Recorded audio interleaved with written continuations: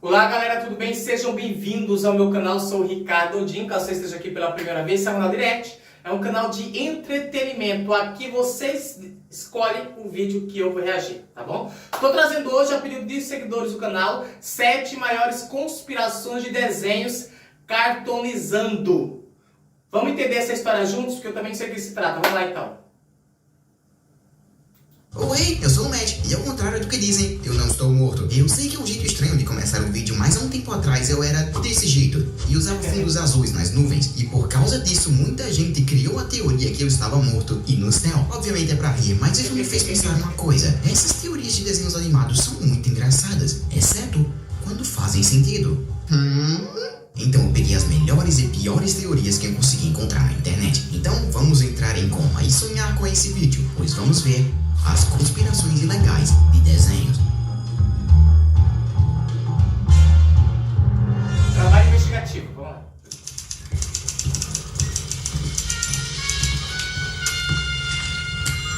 Doofenshmirtz é o cara do bem.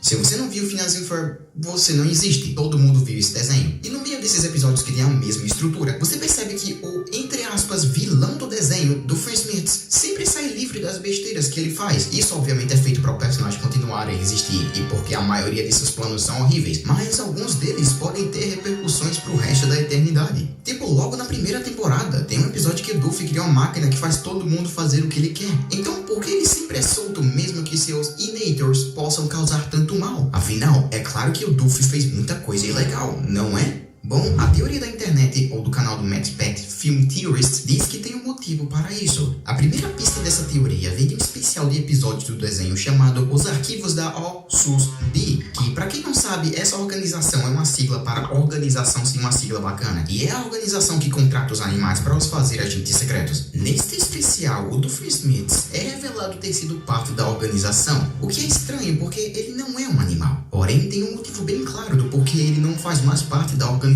Ele causava muito dano. De fato, ele causa mais dano dentro da organização do que fora. Durante o filme do desenho Phineas e Ferb através da segunda dimensão, nós somos revelados que todos os agentes têm uma câmera sob seus chapéus que os permite gravar todas as dimensões do Doofy e as replicarem. Durante o final do filme, quando suas memórias são apagadas, a gente é mostrado que a OSUSB usa os Innators do Doofy. Agora, como eles deixam ele fora com armas perigosas? Simples, porque ele nunca as usa direito e sempre se dá mal. Então, é mais fácil deixar livre fazendo todas as besteiras que ele faz sem ter que o pagar. Doofenshmirtz é meio que o herói de Phineas e Ferb, ajudando a OSUSB sem saber. Doofenshmirtz é o cara do bem.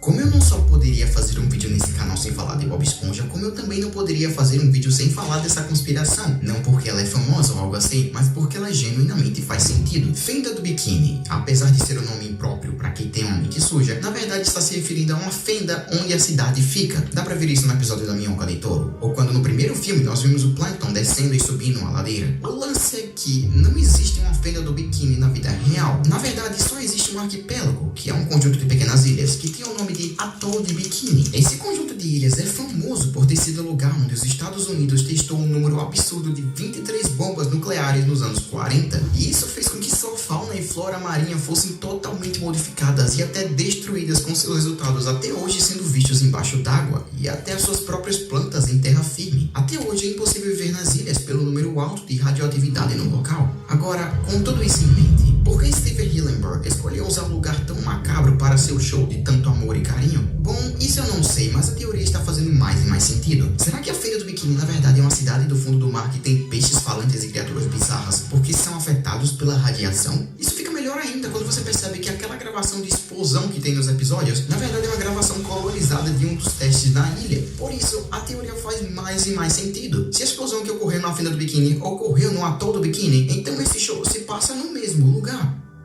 Porém, essa teoria é meio que destruída com a entrevista com o criador, que estava fingindo ser o próprio Bob Esponja por alguma razão, dizendo, abre aspas, bem, a Fenda do Biquíni teve o seu nome originado do atol de Bikini, sabe? Onde eles fizeram testes nucleares décadas atrás. Mas, não, eu não acho que Bob Esponja e seus amigos sejam mutações. Eu acho que a fenda do biquíni é como seu próprio mundo. Quando a câmera cai para baixo d'água, você vai para a fenda do biquíni. É quase como se fosse outro planeta, sabe? Nunca tem interferências e tópicos atuais no desenho. E eu acho que isso ajuda a mantê-lo realmente atemporal e eterno. Então, eles não são mutações. Fecha aspas. Então, meio que foi confirmado pelo criador que eles não são mutações.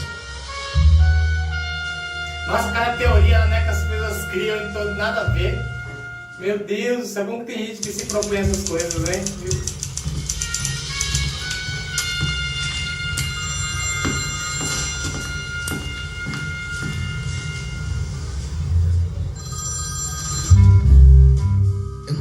Falando dessa por dois motivos. Primeiro, porque tem uma teoria que diz que a senhora Puffy é a Gula, mas outros dizem que é o Gary. E segundo, porque tem um pecado muito sério que eu não vejo ninguém falando sobre. O pecado de não se inscrever no canal Cartoonizando. Ok, acho que todos nós conhecemos essa teoria, não é? Pra quem não a conhece, é bem simples, pra falar a verdade. Os 7 pecados capitais são 7 atos que são considerados imorais ao olho do Deus do cristianismo. Não são mencionados na Bíblia, mas eu também não tive vontade de procurar na internet onde vieram. Bom, segundo a conspiração muito famosa, talvez a maior conspiração do desenho, todas as personalidades dos personagens foram baseadas nesses 7 pecados. A postagem do tipo mais antiga que eu achei foi em 2007, o que é 8 anos após Bob Esponja ter sido lançado. E ela vai assim: o pecado da preguiça se aplica ao Patrick, por ser a pessoa que não faz absolutamente nada na sua vida. Ele ganhou até o prêmio por fazer exatamente isso em um episódio. A ira se aplica ao Lula Molusco, por sempre ter raiva de tudo e todos por nenhuma razão. Ganância é o seu siriguejo, por motivo bem óbvio de querer ter muito dinheiro e nunca se desfazer dele. A inveja se aplica ao Plankton, por ter inveja do sucesso do seu rival, o seu siriguejo. Orgulho é a Cindy, por ter orgulho de tudo que faz e de onde ela veio. A Gula é o Gary / Senhorita Puffy, porque eles comem demais aparentemente. E por último temos o personagem principal do desenho, o Bob Esponja, que é a luxúria. Por onde começar? Bom, essa teoria só faz sentido se você não parar pra pensar, o que parece que a maioria faz. Vamos começar com a Cindy, que diz estar orgulhosa. Pelo que eu vi, o pecado de orgulho se refere a se importar muito consigo mesmo e com suas possessões. Mas isso realmente se aplica a Cindy? Ela foi mostrada inúmeras vezes a amar onde vive e ajudando o pessoal da fila do biquíni inúmeras vezes. E tipo, ela gosta do Texas, de onde ela veio. E daí, sabe? Isso é tão vago que pode ser atribuído ao Lula Molusco também. Se esse fosse o caso, então eles só são pessoas terríveis. Não significa que os criadores se basearam nesses pecados. E o Bob Esponja é dito como luxúria, mas sempre colocam esse pecado passado como amor excessivo aos próximos. Não, luxúria é querer ter relações sem amor baseado apenas na aparência. Você diria que o Bob Esponja é uma pessoa assim? Não. Também diz que o Gary é a Gula, mas o Gary é pra ser um gato marinho no desenho. E vocês sabiam quanto gatos comem? É muita coisa. É só uma piada com isso. Eu aceito o Patrick como preguiça e o Siriguejo como ganância, mas se 3 desses pecados não fazem sentido, eu acho que é meio óbvio que essa conspiração não faz sentido.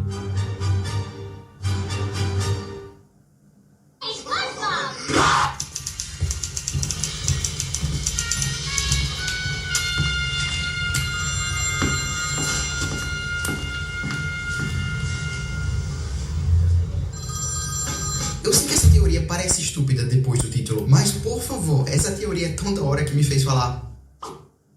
Ela veio de um post do Reddit de 2012, postado pelo usuário TheNarWalking. E por mais que o universo de Hora de Aventura tenha se expandido bastante desde 2012, ainda acho que a teoria faz sentido. E ela vai assim: a cidade marinha em que Flapjack se passa foi criada como um refúgio depois da Guerra dos Cogumelos, usando partes de barcos que costumavam andar pelaquela parte do oceano. Isso é possível saber pelo fato que a cidade toda é quebrada e não é ligado a nada, como se a cidade tivesse sido construída de lixo. E eu vou perguntar pra vocês uma coisa: qual é o objetivo dos personagens principais em Flapjack? Eu vou refrescar a memória de vocês e dizer que é encontrar uma ilha com o nome de Ilha Doce. Essa ilha é mencionada inúmeras vezes no show, inclusive na própria abertura. E ela é dita como se fosse uma lenda, como se algo que fosse falado de alguém para alguém. Um mito. É como se alguém genuinamente tivesse visto esse lugar, mas não consegue chegar nele por ser tão longe. E adivinha qual é o reino mais prevalente em Hora de Aventura? O Reino Doce. Essa teoria faz tanto sentido que se você colocar o Reino Doce em cima da Ilha Doce, você vai ver que encaixa perfeitamente. Então,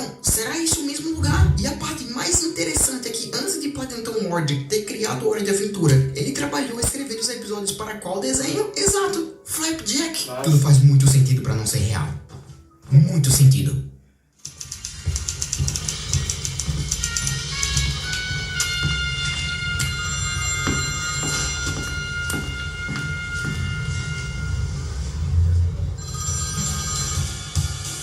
Esse título tá meio errado, mas é pra simplificar mesmo, porque meio que Rick and Morty tem mais de um universo e tal. Essa é a teoria mais plausível e meio que confirmada, porque não faz sentido não existir. Primeiro que, mesmo que se no show Rick and Morty não existe a Gravity Falls, seguindo a regra que o show deu de que universos são infinitos, deve existir algum universo com Gravity Falls nela. Mas vamos seguir as pistas que o desenho nos deu. No episódio Close Rick Encounters of the Rick Kind, Rick foge dos guardas da Citadel, abrindo um montão de portais para outras dimensões. E de um desses portais sai um copo de café com a interrogação, um bloco de notas e uma caneca. Enquanto isso, em Gravity Falls, no episódio Society of the Blind Eye, o Stan está testando um portal e o portal suga 3 itens em particular, os mesmos 3 itens. Faz sentido, Mas não é só isso. Durante o episódio Rick Champ Redemption, Summer e Morty são forçados a ir para a mesma Citadel. E no fundo, bem escondido com apenas alguns frames, nós podemos ver versões do Dipper e da Mabel andando juntos. No mesmo episódio também vimos um Morty carregando alguns livros e um deles é o Diário 3, dando mais gasolina à teoria que existe um universo de Gravity Falls por aí. E se isso não for o suficiente, existe um personagem em Gravity Falls chamado 8-Ball, que é o amigo do Bill Cipher. Ele é considerado um personagem do mal e por isso seus restos podem ser encontrados dentro daquela máquina que tira o lado ruim das pessoas. Então, é meio que confirmado que existe uma versão boa daquele Nossa, velho, essa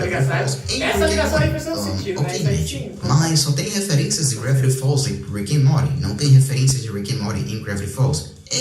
Você tá certo e errado, meu amigo. Sim, é claro que não podem fazer referências de Rick and Morty em Gravity Falls porque é um desenho adulto e a Disney jamais iria deixar isso acontecer. Porém, eles não são tão estritos dentro do universo expandido de Gravity Falls. Por isso, quando Alex Hurt começou a fazer os livros dos quadrinhos canônicos de Gravity Falls, ele fez questão de colocar um monte de pistas que mostram que o universo de Rick and Morty é o mesmo de Gravity Falls. No Diário 3, que foi lançado na vida real, que é o mesmo livro que aparece em Gravity Falls canonicamente, tem 2 páginas chamadas What Does It Mean? Que em português ficaria o que essas coisas significam. Nas 2 páginas vimos silhuetas de personagens que o Ford achou nas aventuras pelo multiverse, tipo Plumbus, de Rick and Morty, ou aquela raça alienígena que aparece no episódio M. Night Shyamalan. E durante a 3ª temporada do desenho, com apenas 4 episódios, também conhecido como os quadrinhos de Gravity Falls The Lost Legends, nós damos de cara com mais 3 referências a Rick and Morty no universo de Gravity Falls. No primeiro episódio, a gente é apresentado ao vilão do episódio, que rouba rosto de pessoas e as usa como máscaras. No episódio, Mabel perde o seu rosto e o Dipper e a Pacífica vão atrás dele. A gente então tá de cara com um mundo muito estranho. O mais importante é que vemos o vendedor de memórias, que está vendendo a memória de um tal de Rick S. ou Rick Sanchez. Quando a gente entra na sala do vilão, vemos também um rosto meio familiar, o de um Morty. E por último, mas não menos importante, durante a última dimensão que a Mabel vai no 3º episódio, nós vemos de fundo bem escondido aquela mesma Mabel Morty do episódio de Rick and Morty. São muitas referências para tudo ser apenas uma coincidência. Parece que os 2 criadores vivem mandando coisas uns pros outros. Tudo isso porque são amigos na vida real. Mas é claro que você pode ignorar tudo isso e simplesmente dizer que são apenas referências. E para isso eu digo... Coincidência, né? Shhh, calado. Desculpa.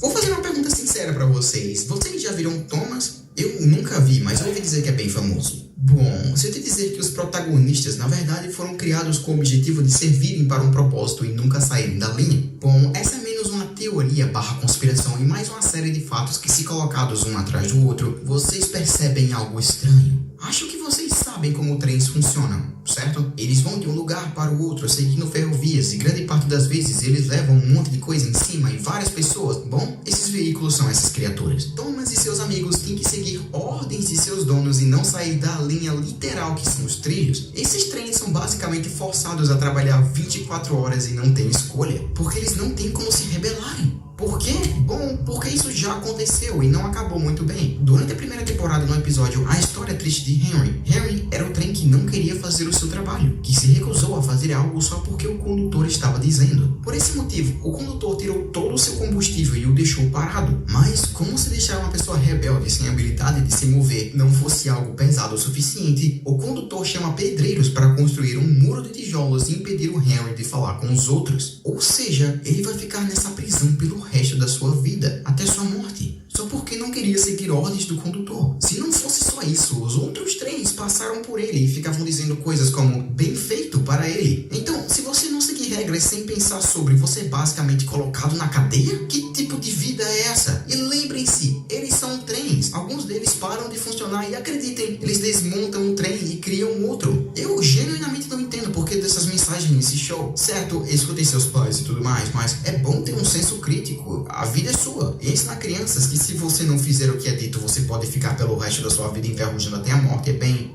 macabro. Outra coisa macabra é que alguns de vocês não deram like até agora. Eu tô falando com você. Vamos, é o mínimo que você pode fazer depois de ter destruído a sua infância.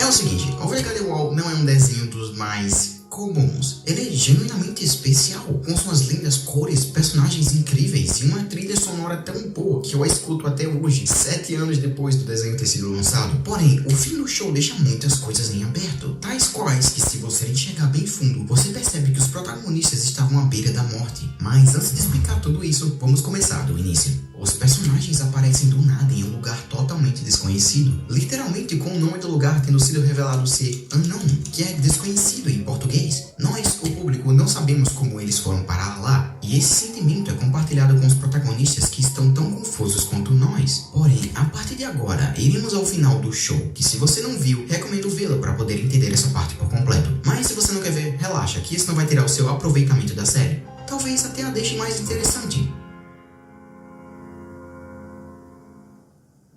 Pois bem, você deve ter se deparado com um estilo artístico meio do século XVIII, por isso nós somos apresentados a problemas e personagens que parecem ser dessa mesma época. Earth se apaixona por uma menina que vive com uma bruxa. Bruxa sendo algo muito popular no século, sabe? Quando elas estavam pegando fogo. Junto com esses backgrounds com fazendas, florestas e vilas que também eram muito comuns quando os ingleses colonizaram as Américas. Greg parece não fazer sentido, dizendo ter doces nas suas calças, o que parece apenas uma característica de alívio cômico do personagem, mas como tudo nesse desenho, há um motivo para isso. No final do show, nós somos revelados que o show não se passa nos anos 1700, ou que essas roupas são normais para a época. Esses personagens estão na verdade vestidos para o Halloween. O show se passa no presente, mas por alguma razão somos mostrados esse universo dessa época. Lembro que o Greg tem suas calças cheias de doces? Bom, eles estavam pegando doces. Os últimos 2 episódios explicam que o Wirt e o Greg são daqueles que não são notados. Greg é um menino muito extrovertido que vive feliz, enquanto o Wirt é uma pessoa medrosa que acha que ninguém se importa com ele. Somos revelados que o Greg tem uma chaleira na cabeça porque ele quer ser fantasiado de elefante, e que o Wirt está fantasiado de um conjunto de coisas que ele achou dentro do seu quarto. Mas nada disso realmente importa. São respostas para perguntas que queríamos, mas ainda assim não responde exatamente sobre o que o show é sobre. Mas é aí que o show lhe pega, te fazendo pensar sobre esse final e tomar suas próprias conclusões. Durante o último ato do penúltimo episódio, nós vimos os personagens indo para um cemitério, onde eles pulam um muro e são forçados ladeira abaixo por um trem que estava indo em suas direções. Os dois então caem no rio. O episódio acaba com um flashback.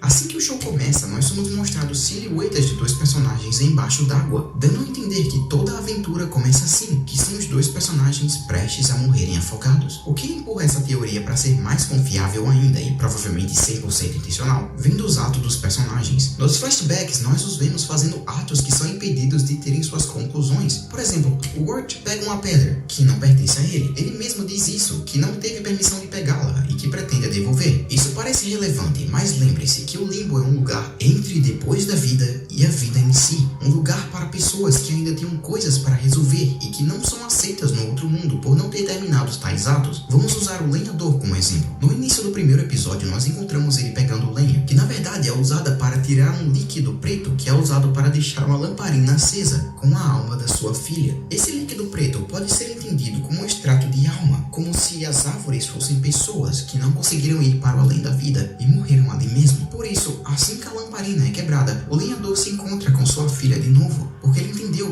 lamparina não estava deixando sua filha viva, mas sim a ideia de que ela ainda existia. Quebrando a lamparina é o mesmo que aceitando que ela se foi, terminando assim sua tarefa e indo para o outro mundo, a encontrando lá. Outro exemplo de que estamos no outro lado é a própria escolha artística do show. Ele é sempre coberto por esses cantos meio embaçados, como se estivéssemos vivendo em um mundo de imaginação, com um efeito de flashback ou na mente de alguém. Porém, é claro que esse efeito nem se compara ao efeito que é usado quando os personagens estão fora desse universo. Quando o show mostra a cena de abertura e a cena de encerramento, eles são mostradas desse jeito, com um vinhete preta que é bem forte, como se o show quisesse mostrar que estamos vendo outro mundo ou outra sala por um buraco. Mas quando entramos nesse universo, vemos tudo do mesmo jeito, como se não estivéssemos mais olhando por um buraco, pois estamos dessa vez dentro da sala.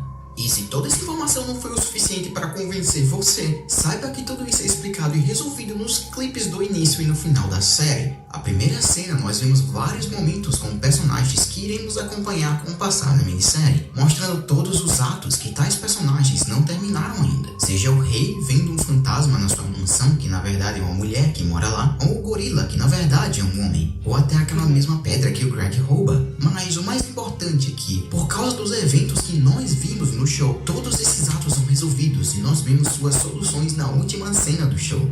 Com o casal da mansão agora entendendo quem são, o Homem-Gorila junto do seu amor e o Greg devolvendo a pedra, mostrando que eles são boas pessoas e que merecem uma segunda chance, fechando assim seus arcos e resolvendo o que cada um tinha que fazer. E se vocês querem entender qual era o ato do Earth, eu recomendo vocês verem a série.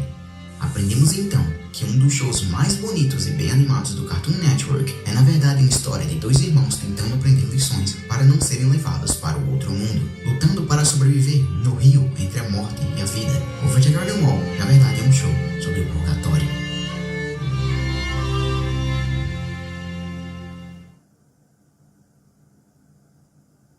Mas querem saber o lado bom? Pelo menos eu não falei daquelas teorias estúpidas que o protagonista está em coma ou algo assim. Por que ele teve que falar que não gosta de animes em uma conversão de anime? Oh, merda.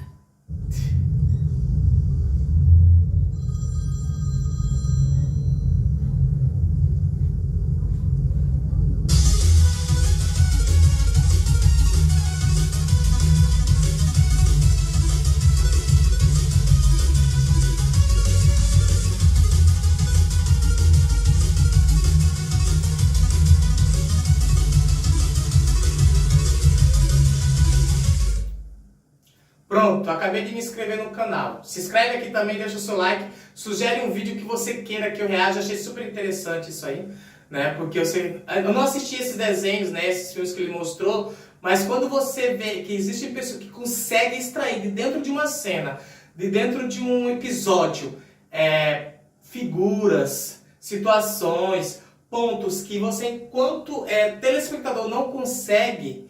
Aí você fica, pô, caraca, velho, o cara conseguiu ver coisas que eu não vi, né? E isso é muito, eu acho muito interessante isso. A percepção que você tem, né, é muito mais apurada, aprofundada, detalhada da coisa. Porque uma coisa você pegar, colocou pra assistir, outra coisa, sei lá, dizer, peraí, vou analisar, né, a cena, vou analisar o anime, vou analisar o mangá para entender o que está por trás da história, o que está por trás do personagem, o que são essas figuras, o que são...